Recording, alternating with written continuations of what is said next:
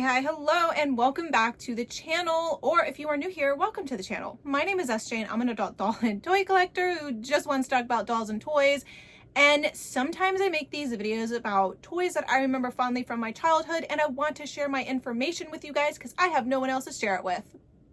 Yeah, there's that, I guess. But in part one of the Beanie Baby saga, we talked about the rise and fall of the Beanie Babies and what made them so popular amongst everybody. In this video, we are going to be discussing the crimes that took place because of Beanie Babies, and one crime even ended in murder. So sit back, relax, and let's discuss the crimes of Beanie Babies.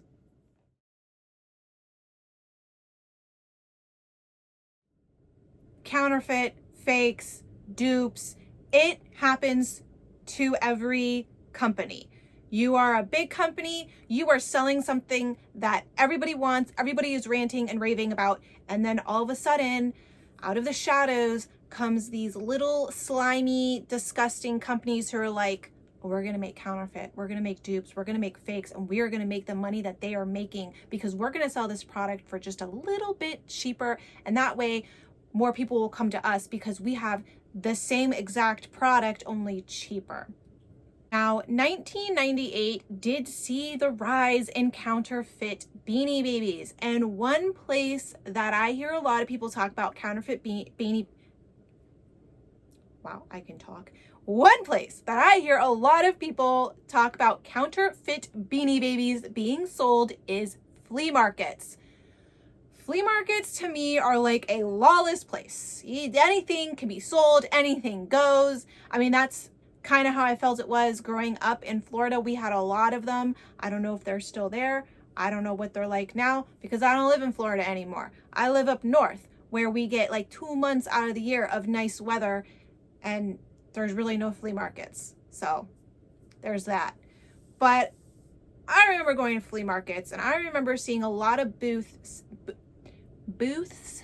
set up with purses, jewelry, and Beanie Babies. And we never really looked at the Beanie Babies at these booths because they were selling ones that we had already had in our collection that we got from specialty gift shops like Hallmark. So we didn't even second glance at them. But we went to a flea market one day and we noticed a booth that had always been there was not there. And word amongst everybody there was that they had actually been shut down because it was found out that they were selling fake Beanie Babies along with fake purses. I remember Florida, South Florida mainly because I grew up in South Florida, so I don't know what's going on in North Florida, but South Florida went through a series of like a year or so where they were cracking down on counterfeit stuff coming in and being sold at flea markets, like purses, makeup.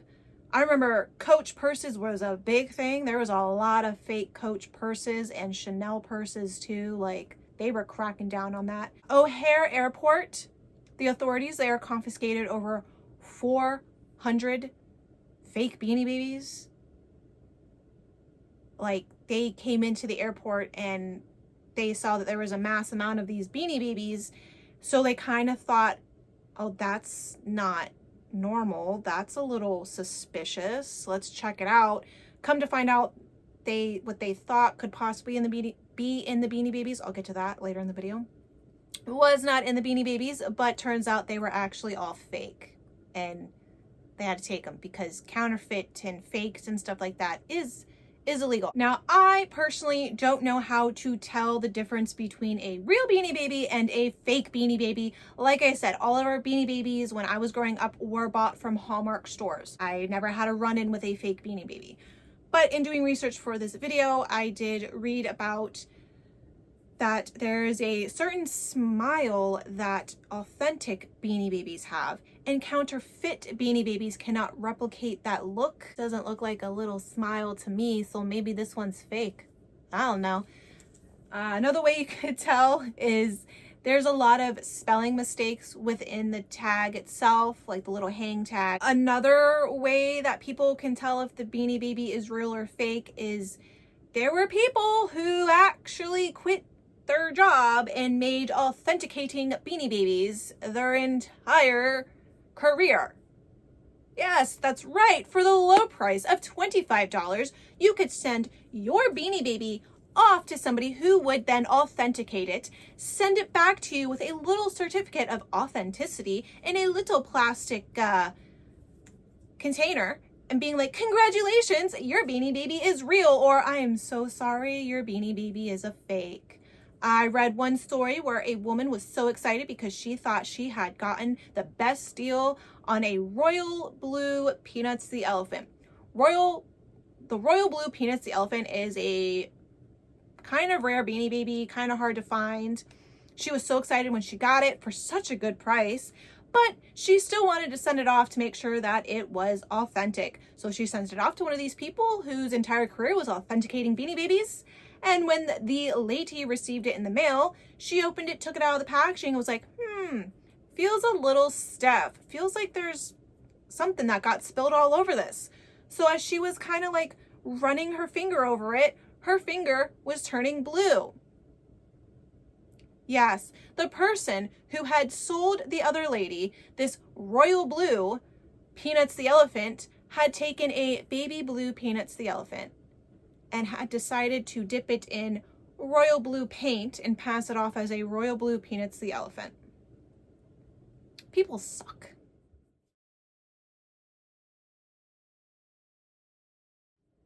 Theft and robbery.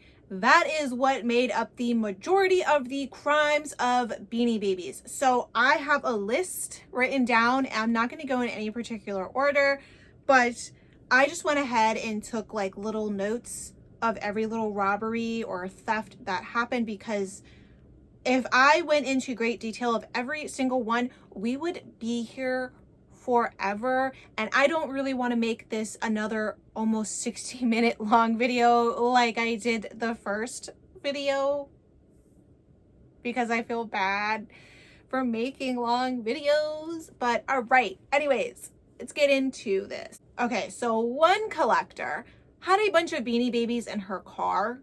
I guess she was like traveling to trade them, sell them, I don't know. I really don't know why she had them in her car. But somebody decided to break into her car and stole over $5,000 worth of these Beanie Babies. I guess their value was about $5,000. And because Beanie Babies do not have like a serial number on them, you know, like Coach purse has a serial number in it. I don't know why I keep going back to a Coach purse, but I do. But I believe Coach purses have a serial number in them. Like every Coach purse made has a certain serial number in it. And if you know that serial number and that purse gets stolen, I guess places can check pawn shops, thrift stores or something. And then if they find it, whatever. I don't know. But Beanie Babies don't have those serial numbers.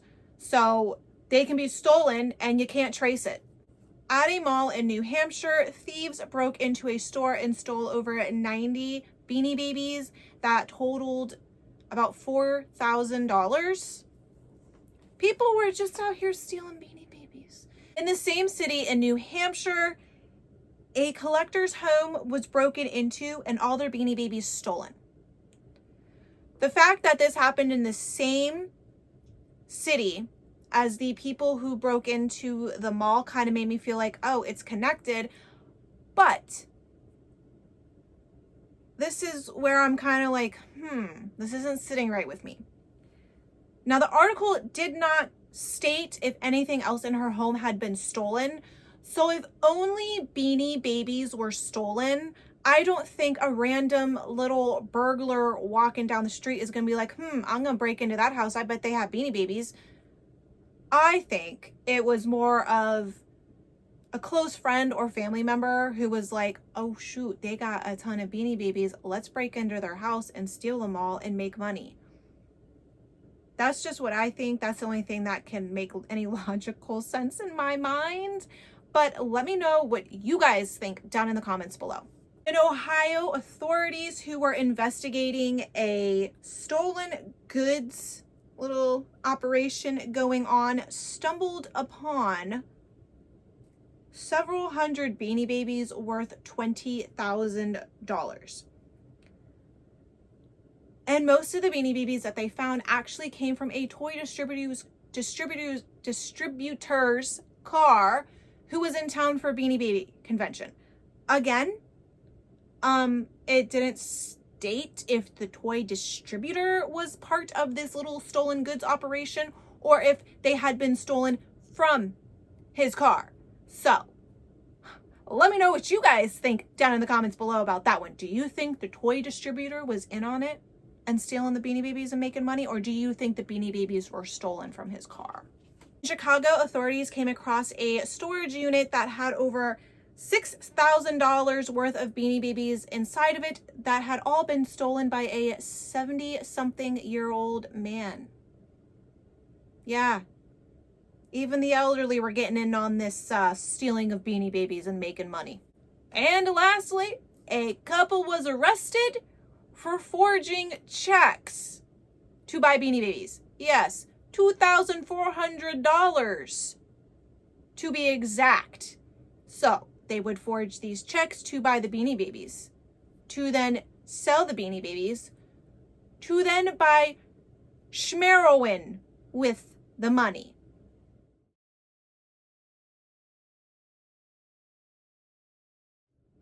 So if you watched part 1 of my Beanie Baby saga, then you would know how incredibly crazy the teeny Beanie Baby situation was at McDonald's. So crazy, in fact, that new shipments to the restaurants were getting a police escort.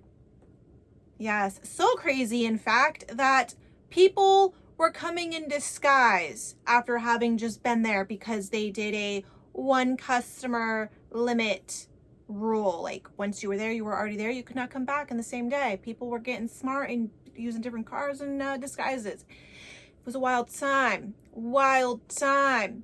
But there was a great teeny Beanie Baby heist at McDonald's. And it happened on the inside. Yes, in 1998, an employee at a McDonald's in Florida. Of course it's Florida. Of course it is. I mean, yes. This woman was fired and arrested and charged with stealing teeny Beanie Babies.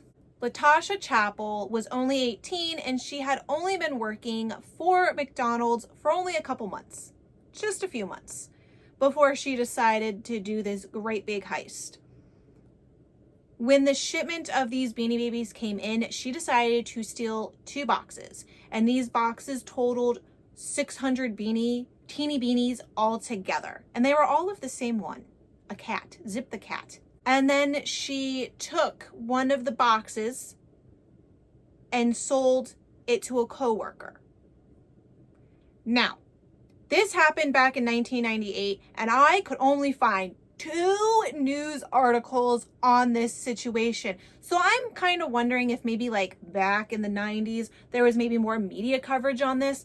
I don't know if maybe they were just kind of keep it on the down low because they didn't want like people to be like, oh my God, crime. I don't know. But this happened in the city and county that I grew up in, and I can't find nothing on it. So she was charged with it, but I don't know if the co-worker turned her in. Like, I don't know how she was discovered to have stolen these. Was she caught on camera? Did the co-worker turn her in? Did she sell them and somebody thought that was a little sketchy? Because she did sell them and she did make money.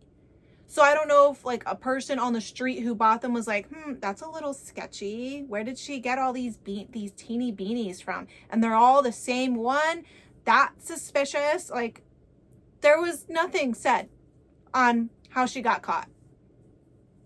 And it kills me because I was like, what, like 9 or 8 when this happened? So I don't have any recollection of this.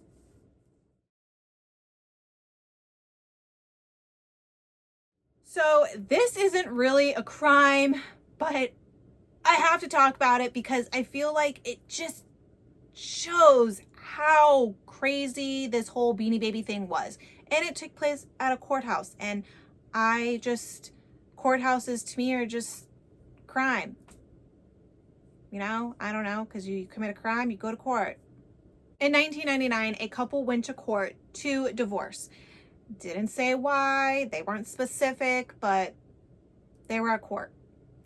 And they could not come to the decision on how to separate their Beanie Babies because they had collected them together. So the judge ordered the whole collection be brought into the courtroom and dumped in the middle of the floor.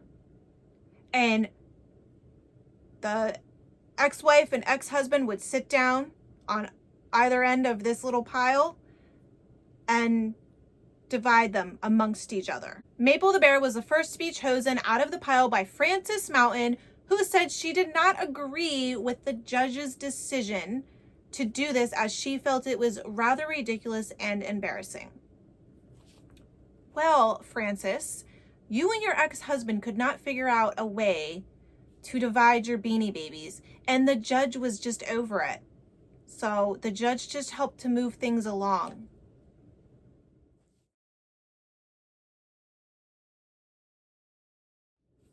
The smuggling of Beanie Babies. Yeah, this was a thing. Like, people were actually smuggling Beanie Babies across the border. Canada had a limit on how many Beanie Babies you could bring over the border from like the US. And it was no more than 3 of the same kind. And they had to be for personal use. Like, I don't know if they asked a series of questions. I mean, I know now people coming from Canada into Michigan, because like I'm 25 minutes away from Canada, they do ask you, what is your business in the US? Like, where are you going? What are you doing? And I know when you are coming back over the bridge to go into Canada, if you're like Canadian and you're going back home, they will ask what you buy. And then if you are coming from the US into Canada, they're going to ask, what is your business? Why are you coming here? What do you people want? It's a process. And honestly, if I had to go through it, I would probably have a panic attack and cry. I don't know. They inspect your car, like every single part of your car, they inspect it. They don't just wave you through. They inspect it. But I guess people did not like this like little 3 limit rule. So they were getting like all creative with the ways of how they were smuggling in these Beanie Babies. They were hiding them under their car. Like, if you've ever looked at the bottom of a car, they were kind of like zip tying them kind of way to like underneath, to where when you would look under the car, if you weren't really looking, you couldn't see them. They were hiding them in like the tire well. They were hiding them in like their trunk where they would have a spare tire. Like, they would like somehow remove the tire and then put the Beanie Babies in there and then put the tire back on. It was crazy. It was ridiculous. Canada actually ended up detaining over 8,000 Beanie Babies. I don't know what happened to these Beanie Babies. I don't know if they went back to the people who were trying to bring them over or if they were donated. I don't know. But I guess if you brought more than 3 in, then all of a sudden, oh, well, that's not for personal use. You are trying to sell them and we're not going to have that. And of course, people were using Beanie Babies to smuggle in bad things. So what they would do is they would cut the Beanie Baby open, stuff in the bad things, and then stitch it back up. And they got caught, obviously, because who knew a detection dog could smell through fuzz and PVC pellets?